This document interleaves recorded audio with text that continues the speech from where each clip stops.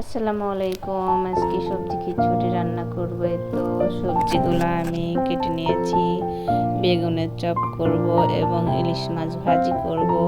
সব কিছু রেডি করে নিয়েছি। এখন আমি চাউলটা ভাজি করে নেব। ঘি এবং এলাচ, তেজপাতা, দারচিনি এগুলো দিয়ে দিলাম। তো এখন চাউলটা ভাজি করব। এখানে আছে কালার ডাউল এবং চাউল আমি ধুয়ে কিছুটা নিয়ে দিয়ে রেখেছিলাম।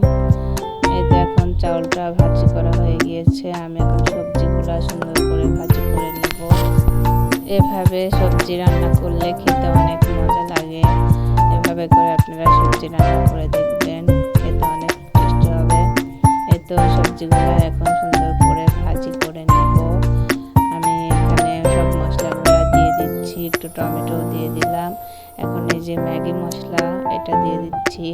এটা দিলে খিচুড়িটা সবজিটা অনেক মজা হয়। এখন আমি খিচুড়িটা পানি দিয়ে দিলাম। চাউল এবং সবজি একসঙ্গে করে ইলিশ মাছও ভেজে নিলাম। বেগুনের চপ ভাজি করছি। পাশের চুলাতে তো ভিডিওটা